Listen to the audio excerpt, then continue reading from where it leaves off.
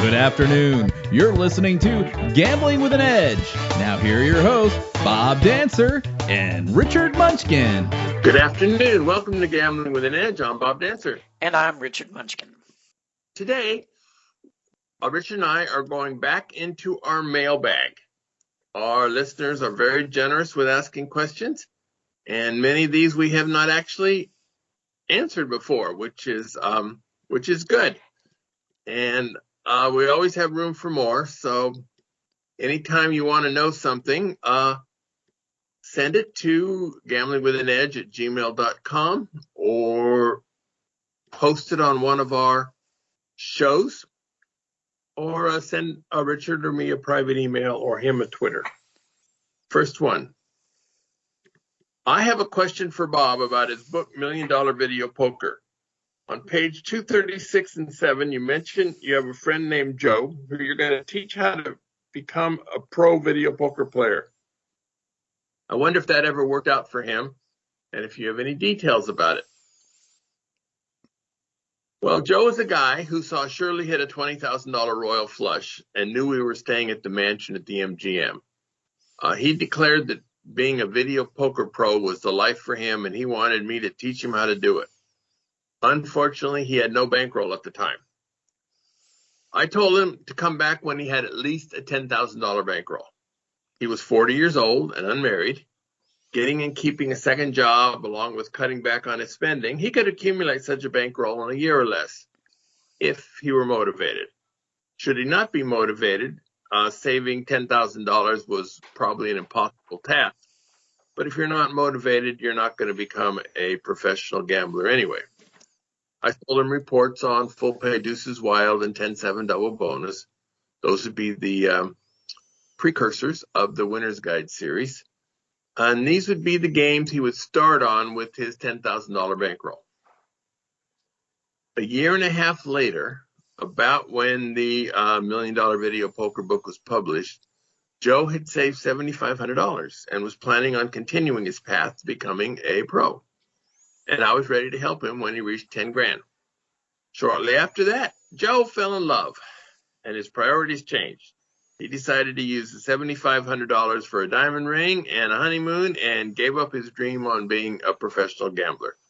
We've chatted a few times after that, but we're no longer in contact.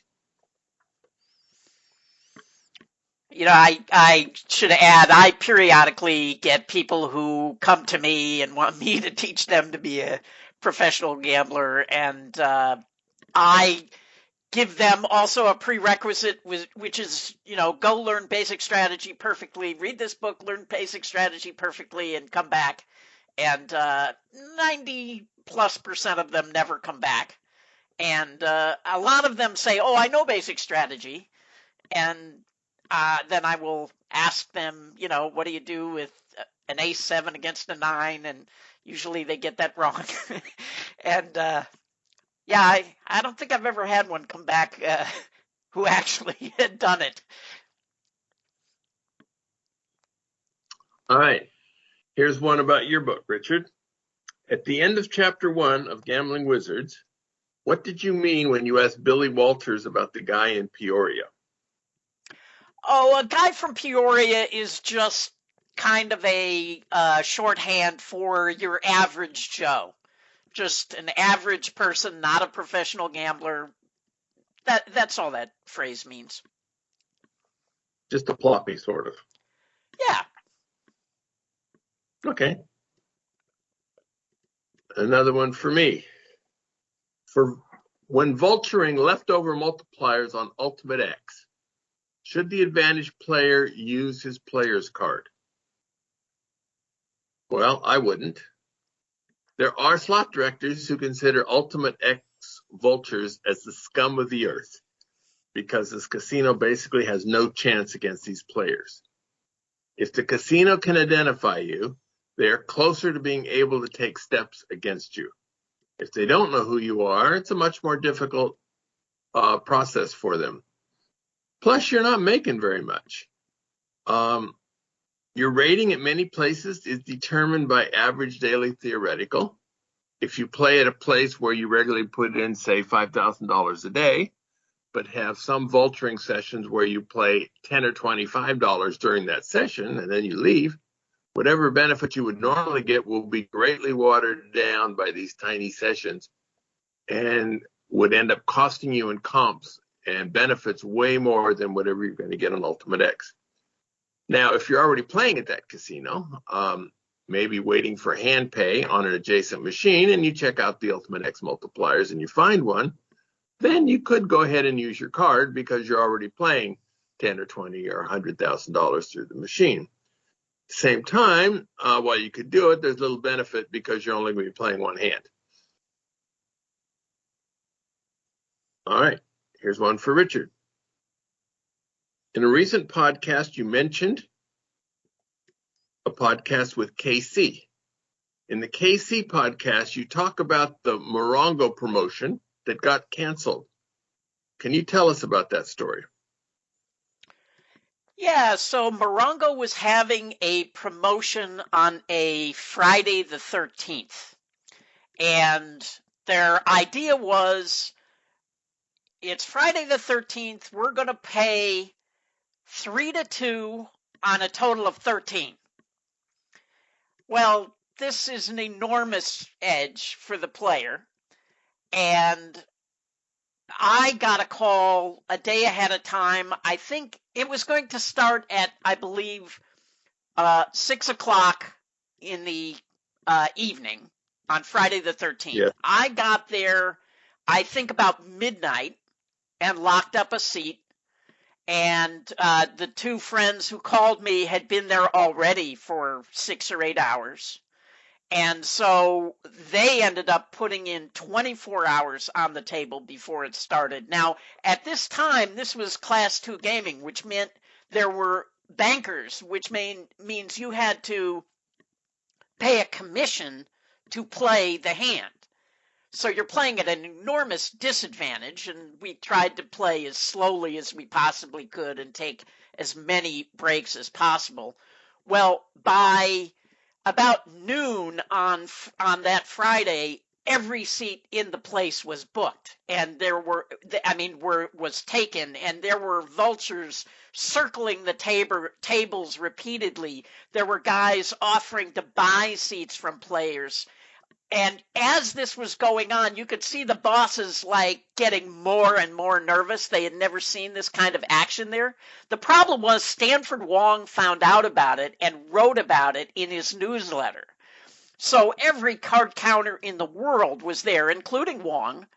And I overheard two bosses talking, and one of them said that he just had a phone call in the pit. And a guy had called him asking if the promotion was still going to happen and what was the nearest airport because somebody wanted to fly in.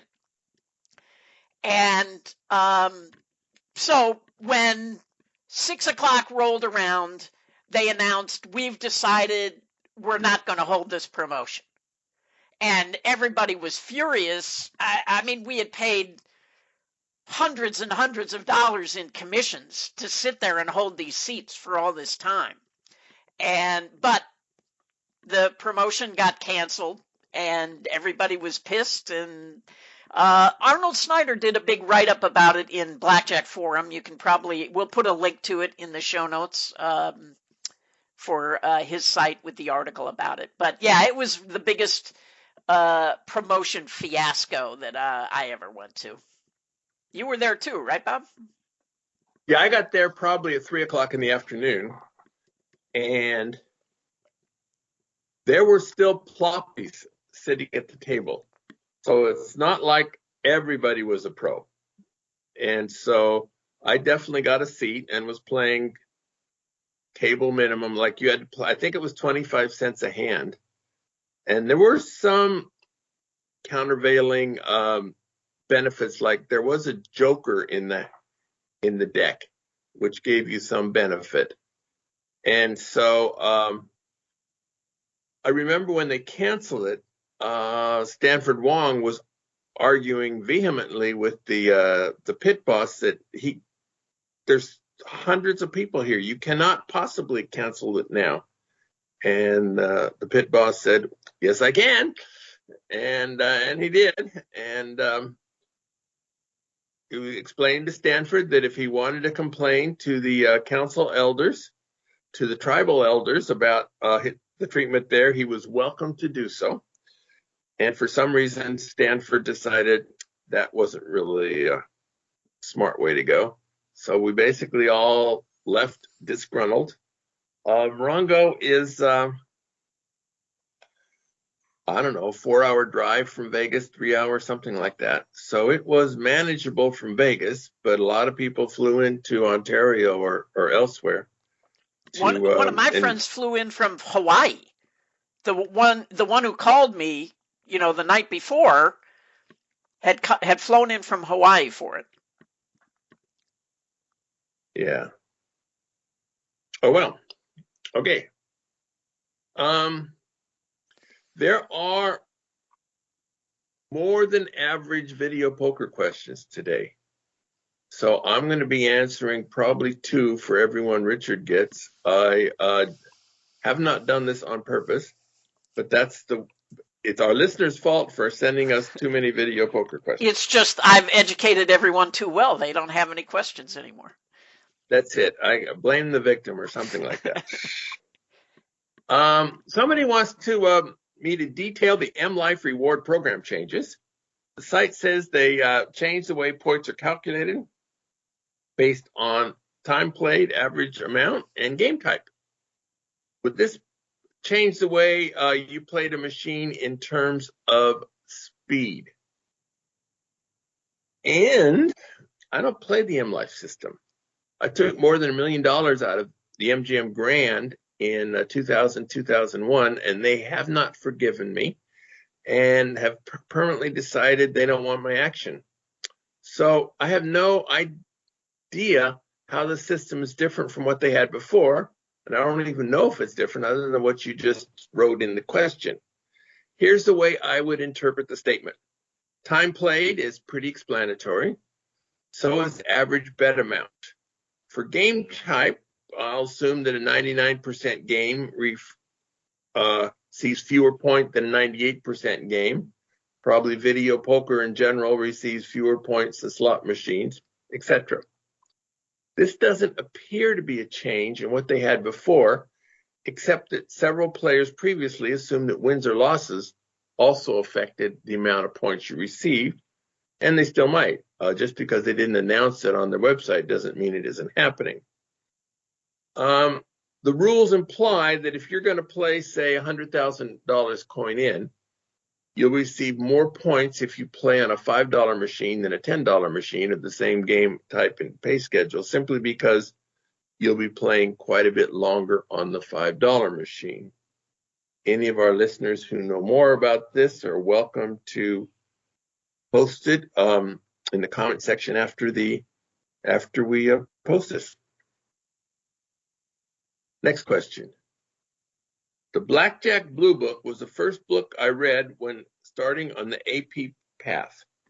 Outside of what you can find on internet, I've not run into many people who talk about or have knowledge of Fred Rezny.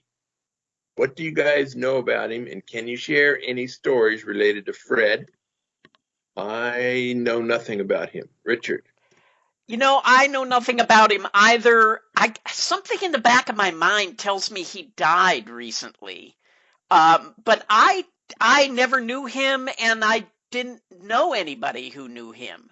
So, which is unusual because a lot of the blackjack authors, are kind of known by everybody, like Arnold or Stanford Wong or whatever have been on the show. So, yeah, sorry, I can't help you. As I say, I didn't know him. Yep. And if you have a similar question about Ian Anderson, well, you get the same answer. Well, no, people know him, and I know quite a few people who know him, and he's a very private guy, but that's a different case. Okay. My girlfriend of 3 years is sitting next to me, and I have given her just under $200 to play. She is playing jacks or better, $1 denomination, only betting 1 credit, and is dealt a royal. She wants to know that if she had been playing 5 credits, would she have still hit the royal? $4,000 excites her much more than $250. And my answer is probably not. Each hand is random, and the random number generator spins once you hit the deal button.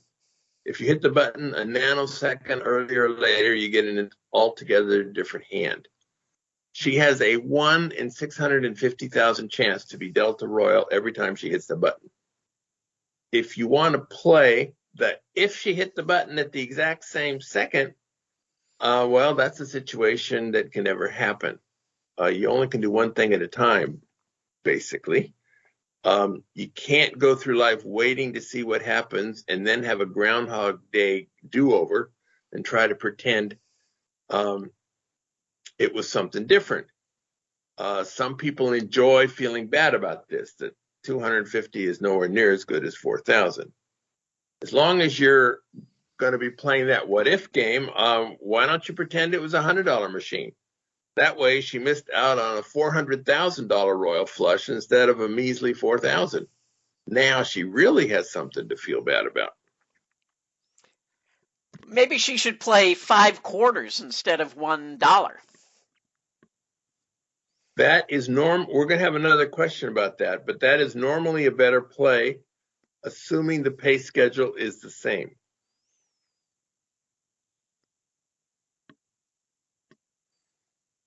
Next question. I'm not a gambler, let alone an advantage player, but I'm fascinated by the lives of talented, creative, dedicated, and hardworking advantage players you interview on your podcast.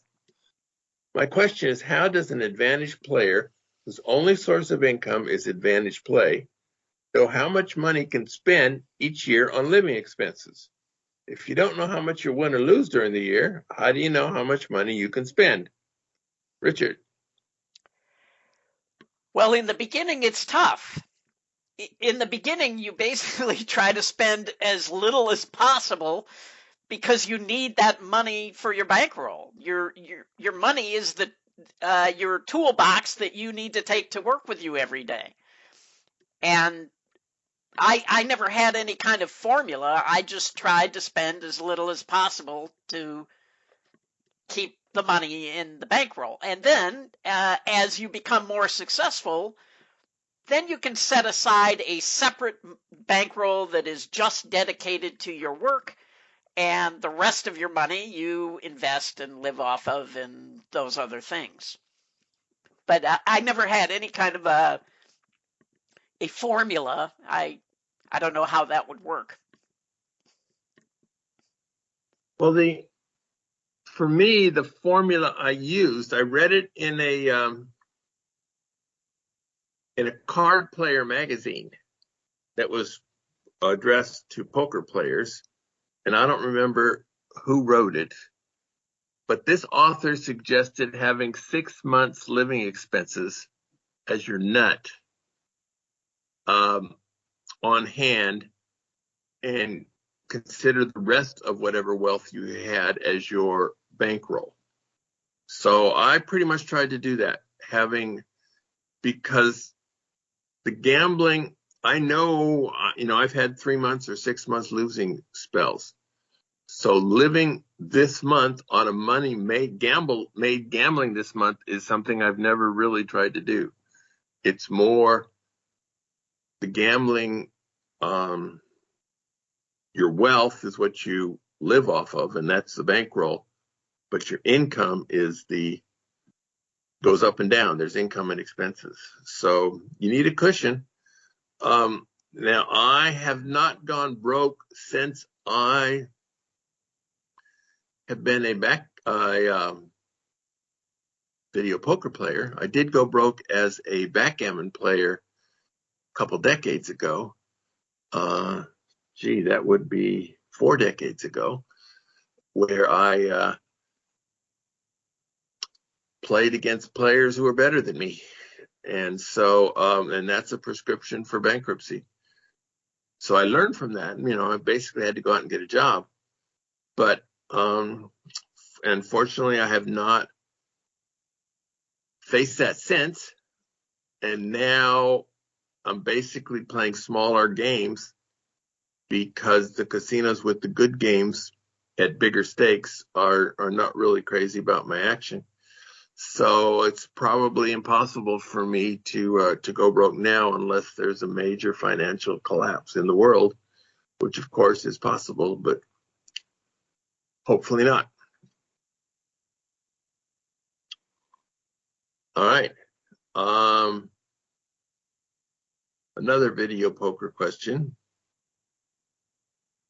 I was recently at my local casino, and after a few hands, I was presented with a 9-10 Jack, Queen, King of hearts on a new hand.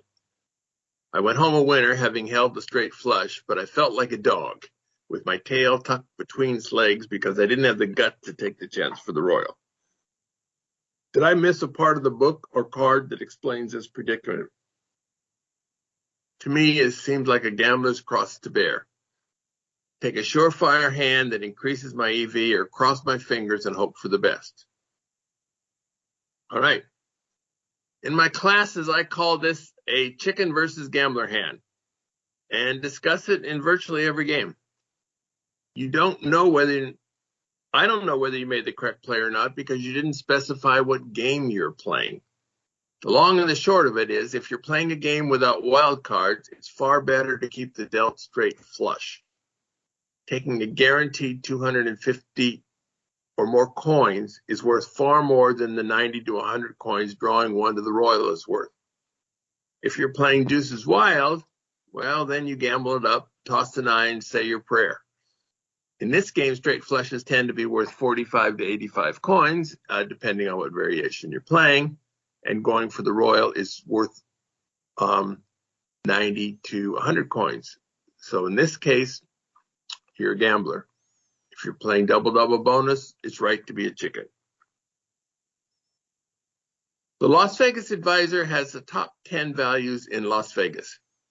I'd like to hear Bob and Richard's opinion on them. So Richard, you first.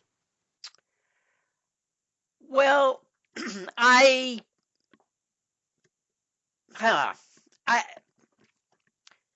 lot of them, some of them I think are great, and some of them I don't. I don't really care about the cheap beer or the $1.25 hot dog. I remember going to see Matt King because he was on the list for a long time, and that was tremendous. And it became a show that I recommended to everybody who came to town and said, what show should I go see? And I would say, you know what, here's a really cheap show. It's in the afternoon, and you will love it. And everybody I sent loved it. So some of them are great, and some of them don't really apply to me. And I kind of wish they were more diverse. The same thing is on there quite often. So, once you've seen it, you're getting the same thing all the time. Whereas we have a different recommended every week. How about that? But anyway, How about that? Yeah. But yeah, so I don't know. I mean, I love the idea of it. I also like in the Las Vegas Advisor, what I like more is the Anthony used to have these little reviews of restaurants that he found where he would spotlight one particular restaurant. I really like that even more, although he was very West Side centric. But yeah, that's my thought. Pretty much I concur. It's geared towards low roller visitors to town, and that's not who I am. So I look at them periodically, but one of the ones they frequently have are cheap roommates in Vegas. Well, that's normally not a concern for me. At times I will get a hotel room comped, of course, but paying for a hotel room in Vegas when I have a home here is just not on my list. All right. Next question. I've recently been playing Ultimate X, multiple line, double bonus, nickel denomination, 10 lines, $5 a spin. When I increase the denomination to a quarter, the machine restricts me to only 3 lines, $7.50 per spin. I feel like I'm losing the bonus multiplier advantage by only playing 3 lines instead of 10. Is it worth it to increase the denomination to a quarter, knowing I can only play 3 lines instead of the 10 lines I can get for nickel? And you're neglecting the most important part of the situation, namely, what is the pay schedule? At the South Point, they have the exact situation you described. The triple play quarter game is 9-6 and returns 99.7 when played perfectly. The nickel game pay schedule is 8-5 and returns about 97.3%.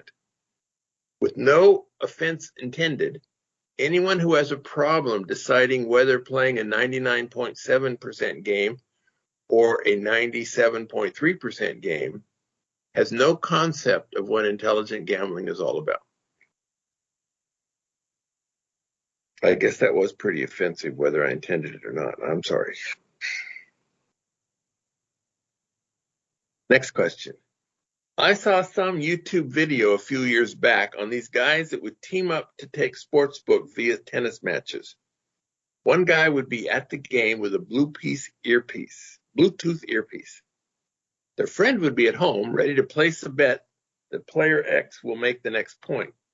If player X made the point, the guy at the game would tell his friend to place the bet, hoping they'll be able to place the bet quicker than the scorebooks updated it. Do you know if this play is still viable today? Why or why not? Richard, do you remember this?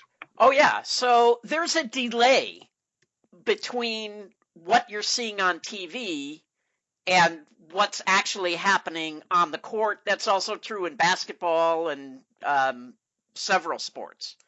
And there's a word for this, and I forgot what they call it, but people got arrested for this. Some of them, they would be sending text messages every point. So I believe it's still possible. I believe that there is still a delay and that you could do that.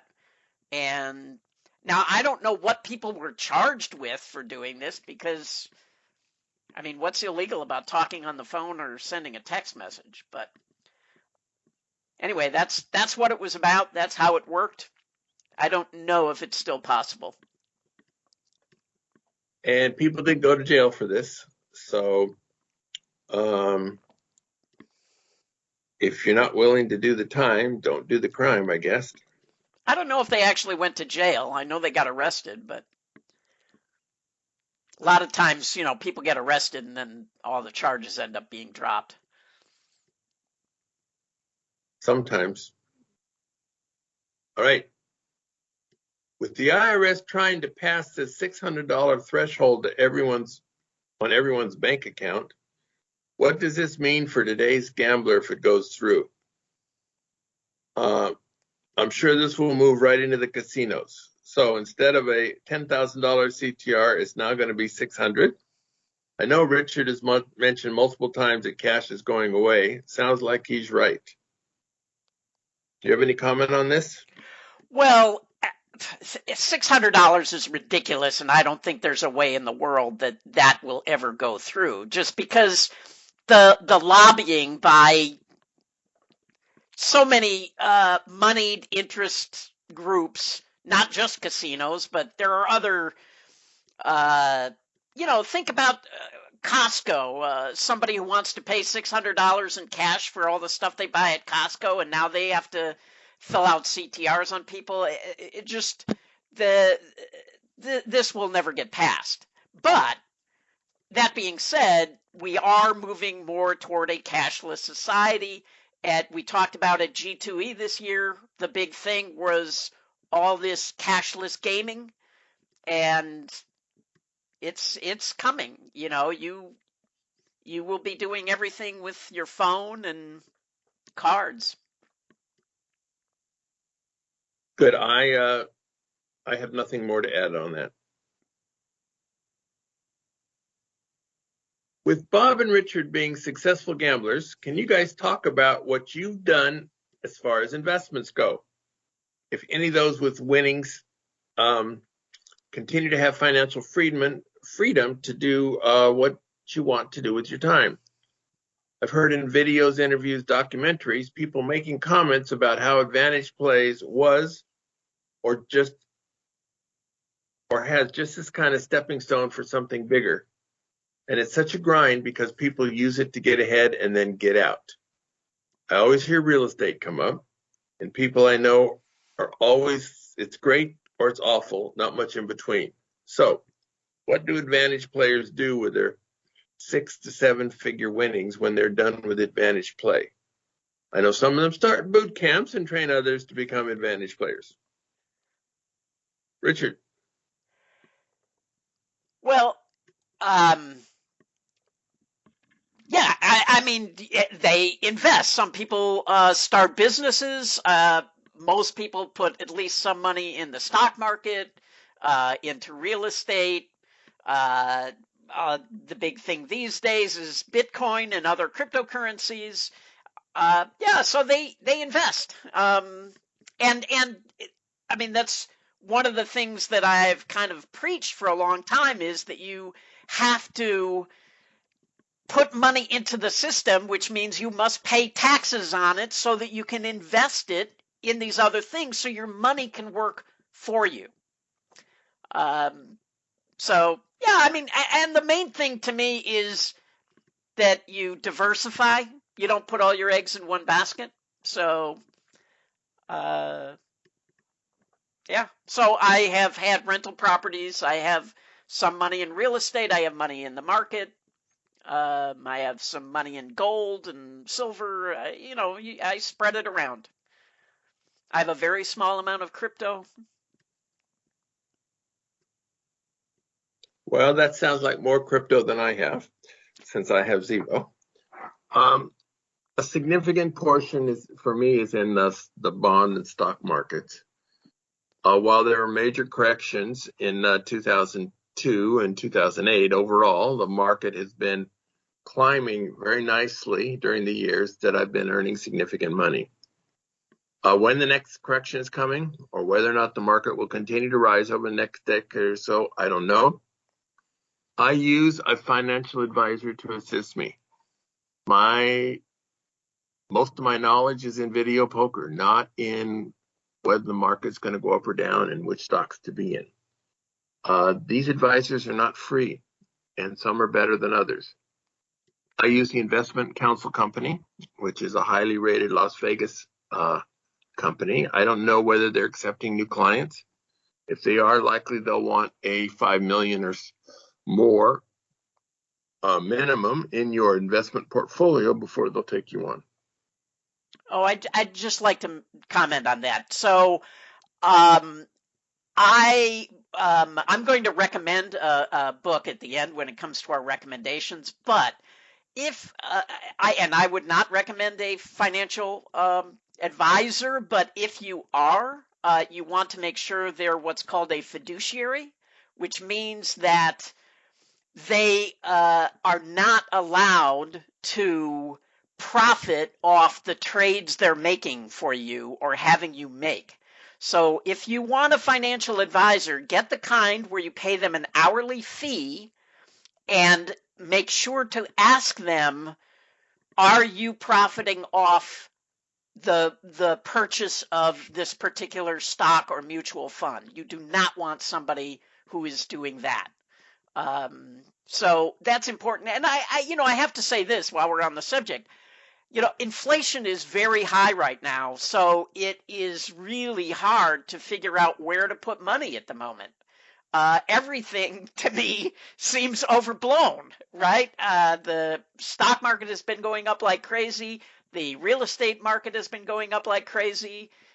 But you can't just sell everything and sit in cash because you're losing whatever 10 to 20% to inflation if you do that. So it's very hard to know what to do right now. But anyway, that's my thoughts. All right. Since Richard doesn't know what to do about it, I'm going to take a commercial break. The South Point has more than 10,000 games returning at least 99%. This is more such games than anyone else has. For the first 12 days of December, you can earn one commemorative bottle of City Light Shine Moonshine per day for $1,000 coin in run through the machine. These apparently are the same liquid that was in the one sponsoring the South Point 400 a few months ago, although now they are in Christmas labels. So that makes them much more better. For December 13th to 23rd, virtually everything in the casino is half price when you use your points. Food, rooms, show tickets, bingo, bowling, liquor store, etc. You do not have to earn the points in December, merely have them in your account. Hey, this is Colin from Blackjack Apprenticeship, and if you're serious about card counting, I'm sure Bob and Richard would agree that there are 3 things every advantage player needs to succeed. You need to gain the edge over the house, you need to manage your bankroll, and you need to get the hours in at the casinos. After a decade of playing professionally and running teams, I wanted to create the exact training, tools, and community I wished I had had for myself and my blackjack teams, so we created the Blackjack Apprenticeship membership. Our membership will help you perfect your game, manage your bankroll, and you'll join a supportive community of like-minded card counters and APs. Find out more at blackjackapprenticeship.com. Videopoker.com is the best place to play lots of games. If you sign up for the gold membership, $8.95 a month or $79.95 a year, this allows you to get correction on most of the games. The game of the week is Peek and Play Poker. This is a 7 coins per line game where you get to see the first card off the pack of 47 cards that were remaining after the first 5 cards are dealt. You must take that card, assuming you don't hold all 5 original ones. Let's say you're dealt the ace, king, queen, jack of spades, and a red 4. Normally in video poker, you hold all 4 spades, say a prayer, and hope for the royal. Now also assume that the peak card is another ace. Well, you know that royal flush isn't coming. Here you just hold the original ace because you know another ace is coming and the new ace will be paired up by the first ace off the deck. And you hope for the best. You'll have to work out the strategy on your own. This is one of the games constructed in the area where they did not create games that paid more than 99%. So it's a rare promotion that this will be your best choice of games to play in a casino. We are back to listener questions. I have a question about jacks are better with the double up feature turned on. It's a double up option plus EV. Should it only be used with small winning hands? Should it be used on all winning hands? Should it be avoided altogether? Curious if there's a known strategy for this game. Well, the double up feature, at least on IGT games, is an even money bet. That is, returning 100%. Here are some reasons to consider it. If you're playing a game where the house has the edge, it allows you to play longer with the same expected loss.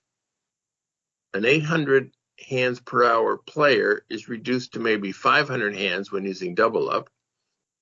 If you started with a 98% game and doubled up half the time at 100%, this means you're now playing a 98.5% game and fewer hands than you had before.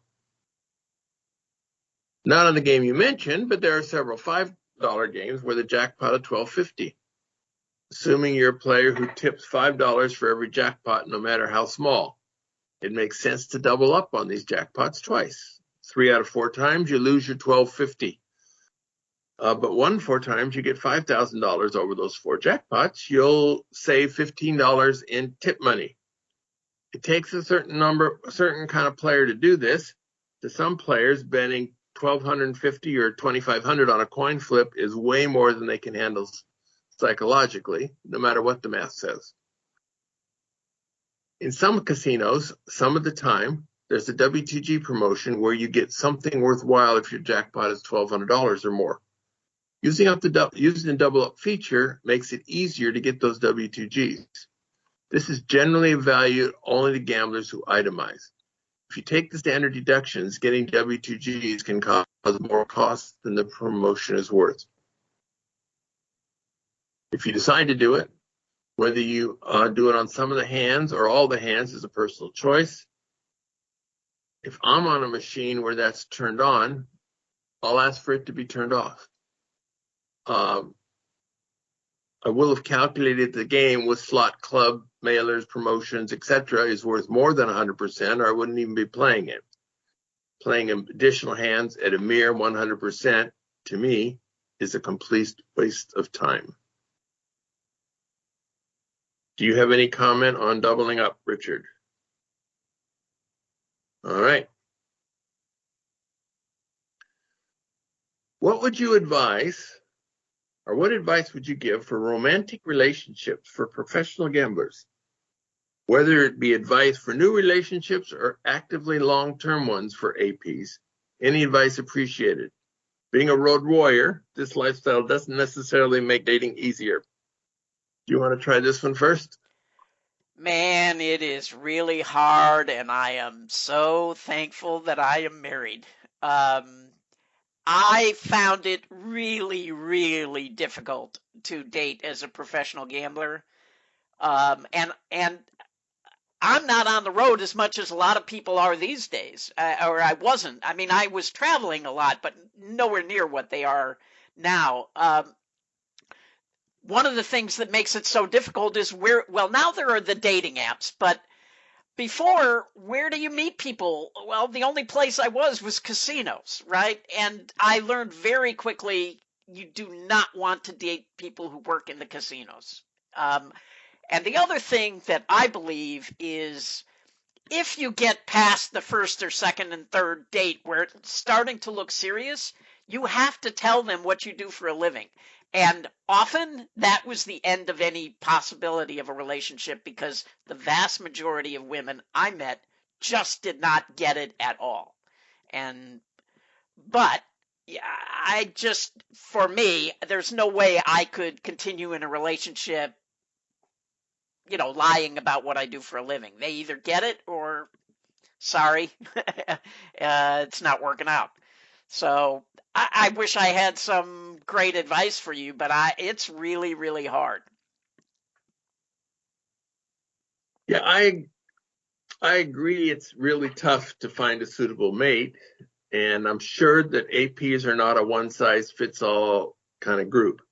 Some guys always have girls following them around. I didn't have that problem. Others have an extremely hard time finding anyone. So whatever specific advice we give will only apply to a subset of our listeners. For me, dancing was important to me. So I spent time in places where they danced until I found someone. Other than preference for a certain level of attractiveness, which is there to agree for me, but I certainly wasn't holding out for a beauty queen. A mandatory characteristic of any woman that I considered was solvency and the ability to save. I hoped to generate a lot of money, and I didn't want whatever bankroll I amassed to be quickly flushed away. The lady must be able to deal with financial swings and put up with you being gone a lot, or be willing and able to learn to be a AP and come with you. These are not easy characteristics to find, but I think they're mandatory for a successful relationship. If religion is important to you, look for a church for your mate. If politics are important, volunteer for a candidate you support. If hiking is important to you, join hiking clubs, etc. Do whatever it is that makes you happy, and someday you'll run into somebody who likes the same thing.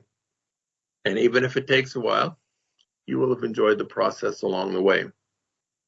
The problem is you're going to be lonely for a while until that happens. Yeah, you make a good point. Like dancing, I think that's a great idea. And yeah, if you're into church, that works too. But so many of the young APs that I know now, all they do is work. They're trying to build that bankroll and they're just constantly working. And they don't want to take the time off to go dancing. But they'd probably be happier in their life if they would find some hobby like that's not a solo hobby, like painting or something. Well, I was that way too. I was putting in really long hours trying to make it gambling wise, but you have to take care of yourself psychologically, and Yeah, physically too. Like the gym is a great idea. Although I would think it's easier to meet someone dancing than at the gym. You know, you have to you're kind of forced together when you're dancing. Yeah, the kind of dancing I was into was country western, which is similar to ballroom dancing, I guess, where you're actually holding the lady in your arms and you can actually talk while you're dancing. This is if you're in a kind of dancing where you're kind of freestyle doing your own thing and your partner is 10 feet away freestyle doing her own thing, that's a different situation. But still, after you dance one or two times, you buy a drink and something, and often at least a chatting or more. But it doesn't have to be dancing. It's just like you have to take care of yourself. If your whole mind is based on frustration over you're not getting laid, that affects the rest of your life big time. There's also Meetup, where, if you're into hiking, say, you can go on Meetup and find groups that'll go hike. So you're not out there by yourself. So you can find like-minded people. All right. Next question. I played triple-double bonus, and I'm down a lot. And the other day, I was thinking about trying out jacks or better, and I hit 4 aces with a kicker twice. But it didn't pay anything other than 125 credits. It would be $8,000 in total if I were still on triple-double.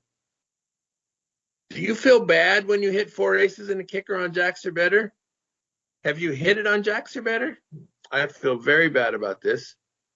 I would come out ahead and get all my losses back. Now I've wasted 2 chances of hitting 4 aces with a kicker, and if I switch back to triple-double, I'll continue to lose without hitting it. I don't know how I can take this, and I need help. I know you can avoid hitting 4 aces with the kicker on jacks or better and save it for triple-double bonus. Please share this secret. If you charge, I will pay. Well, good. Let me send you my PayPal account number. But if you want to feel better, just rejoice that you weren't playing deuces wild. Therefore, aces with a kicker would only have been worth $20 instead of $125. See, doesn't that make you feel better already? In every video poker game, there are many hands that pay more in another variety of video poker. The only way to avoid this from happening to you is to always play the same game. Your question implies that you've dipped into your quota of aces in a kicker hand. You haven't. There are no video poker scorekeepers in the sky. Every hand you play, the odds are about 14,200 to 1 against getting aces with a kicker on your next hand of a triple-double bonus, somewhat different numbers for other games. It doesn't matter if you haven't hit one of these hands for months or you hit 2 of them yesterday. Triple-double bonus is truly a heaven or hell game. You either win big or lose big. If your dry spells are intolerable to you, don't play this game. As the phrase goes, if you can't stand the heat, stay out of the kitchen. Another factor is triple-double bonus usually has pretty tight pay schedules. If you're playing the 9-6 pay schedule, which is 98.3%, or worse, which most of them are, you really have no chance to win long-term. Even if you get your quota of aces with a kicker, you're still going to be a net loser. Also, the strategies for triple-double bonus and jacks or better are different. If you're using the same strategy for both, you're probably playing both games incorrectly. All right, this is a question for Richard. Do you know of any commercially available software for practicing and offering correction for practicing blackjack whole card strategy? There is none commercially available that I'm aware of.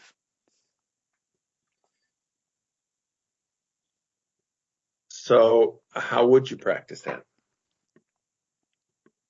Well, you have to memorize the charts, and you could use a commercially available software to deal blackjack to you and then sort of pretend that you saw the whole card just to test yourself to see if you're doing it accurately. But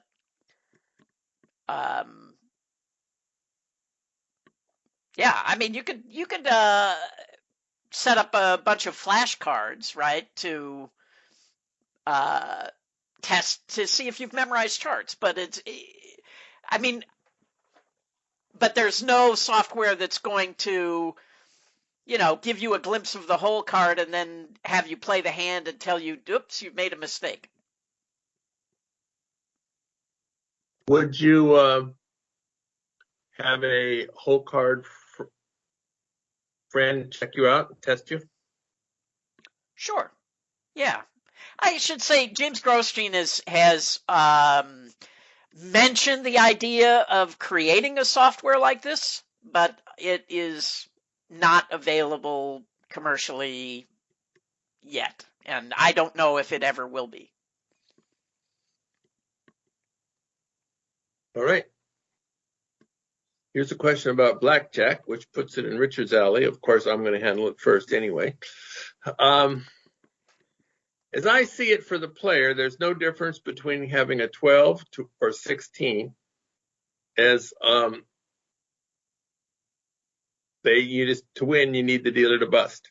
So when the dealer is showing 4, why would you double with an ace 4 and ace 5, but not with an ace 2 or ace 3?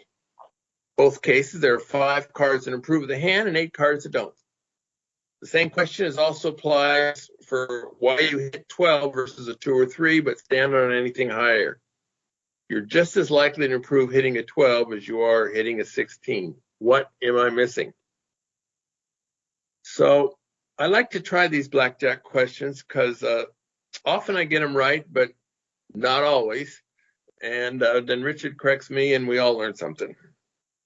The 2 cases aren't the same. With the soft hand, ace deuce to ace 5, one of the ways to win is for the dealer to break, and the other way to win is to draw a better hand the dealer ends up with. If you double, you only get 1 card. If you don't double, you can get 2, 3, or even more cards. So with an ace 5, soft 16, it's only drawing an ace that would make you want to draw again. With an ace 2, a 13, well, if you draw an ace 2, 3, or 4, you'd want to draw again. So with more chances to be in a situation where drawing again matters, you would tend to double down on ace 2 less than you would on ace 5. Now, ace 3 and ace 4 are in the middle, and it just cuts out that when considering every hand, they're grouped to ace 2 and ace 3 together and ace 4 and ace 5 together. Now, with the hard hands, 12 versus 16, it's a different situation because of the immediate chance of killing your hand by ending up with a hard 22 or higher. With a hard 12, there are only the 4-10 cards that kill your hand. With the other cards that don't make a hand between 17 and 21, your hand isn't helped any, but you're not dead. You will still win when the dealer breaks. With a hard 16, there are 8 such breaking cards, 6, 7, 8, 9, in addition to the 4-10 cards. And there are no neutral cards. When you don't make a hand, you give up all possibility of winning on a dealer bust simply because you busted first. In both of your examples, there's more to consider than just the fact of the number of cards that put you into the hard 17 to 21 range. So, Richard, what did I screw up this time? No, what you're saying is right. And if you want to take card counting at blackjack seriously, you have to just accept as fact that they have done combinatorial analysis, which means they looked at if you hit a 12, They looked at every possible outcome you could get and what your EV is with that hand. And then they took you standing on the 12 versus, say a whatever, 6 up, and looked at every possible outcome that the dealer could have. And they found that one play is worth more than the other play. And they've done that for every possible combination of your 2 cards versus every dealer up card. So they know what is the mathematically correct play, and you just have to accept that it's true, even though it sometimes is not intuitive. And that actually works on video poker too, where a lot in the classes where I say you make this play and that, players go, well, the software says to do that, but it doesn't tell me why. And sometimes I can come up with an easy to understand explanation for why it is, and sometimes it's too complicated to do verbally in a big class of beginners. But you just have to trust that the software knows what it's doing. The math behind these games is really simple if you're a computer, and it can often be very difficult if you're not a computer or not Rain Man. So, as Richard says, be willing to trust what the experts say. Okay, the last question today. I'm interested in investing in a blackjack team as a long-term investment. Do you have any advice, such as should I get a contract outlining the terms, pay schedules, etc.? Should I expect a copy of the team handbook? How should I exchange funds with the team manager? What documentation should I get for reporting this as an investment for tax purposes? What other advice can you give me on this? Richard. My advice is very simple. Don't do it. Don't do it. First of all, I would never even consider taking an investment from somebody like this. I mean, I don't need outside investment, but if I were to take outside investment, it would only be from someone who is a friend that I trust and they trust me. But to invest in people you don't know or people who are soliciting investors, I just think this is not a good idea. Good. I think it's a good idea to end the questions for now because we're running out of time. We still have a few questions left, which is good, meaning our listeners don't have to send in quite as many as they would otherwise, but keep them coming. Periodically, we will have this kind of show again. At the end of each show, Richard and I offer a recommended to our audience. Do you have something today, Richard? Yeah, I'm going to recommend a book because we were talking about investments. This is a very basic primer for people about how to manage your own money. As I say, it's like a very beginner's book, very easy to read, well written. It's called Money, Master the Game, and it's by Tony Robbins. And, you don't have to be a financial genius or do anything complicated. Tony Robbins has talked to, really smart, wealthy people like Warren Buffett and people like that, and put together this book that will allow you to do your own investing.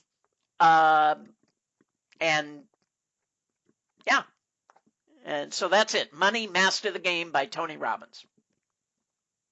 All right. My recommendation is a novel that came out 50 years ago. It's called The Day of the Jackal. This is a Frederick Forsyth book. Now, I was still a student and wasn't reading novels for pleasure back then, but I probably read it 35 years ago for the first time. And it was one of the first thriller books I ever read. I've read lots of thriller books, since then. But Day of the Jackal struck me as exceptionally well written at the time, but I had nothing to compare it to. I reread it recently to see how it stood up, and it stands up extremely well. The story takes place in 1963, where a plot of disaffected French army members attempt to assassinate President Charles de Gaulle because they don't like the way he let Algeria get away from the French. They hire a foreigner to do the job. The plot concerns the immaculate planning done by the assassin and the steps to stop him done by police in several countries, some of whom are quite competent and some of whom are buffoons. But at the time it was released, de Gaulle was known to have passed away quietly while in retirement. So, going in, the plan does not work. But even with that foreknowledge, it's compelling to see how the novel unfolds. There was a movie it came out, I think it was in 73, which is also very good and fairly close to the book. They remade that movie too. I don't remember exactly when, but it was remade. But you got me thinking. I'm going to give you a second recommendation because it got me thinking about the movie, and which got me thinking about assassins, which got me thinking about a movie I really like called The Mechanic. And this is a Charles Bronson movie where he plays a professional assassin, and he takes a young up-and-comer under his wing to teach the guy the ropes. And it's a really good movie, so I recommend. I think they did a remake version, which was not very good, but check out this movie called The Mechanic with Charles Bronson. I think it's from the 70s. Very good. So we're going to have to sign off quick before Richard gives you a third recommended.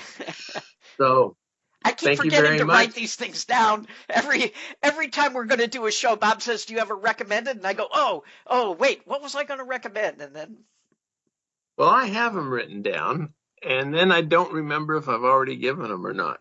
So you're supposed to cross them out after you do it. So.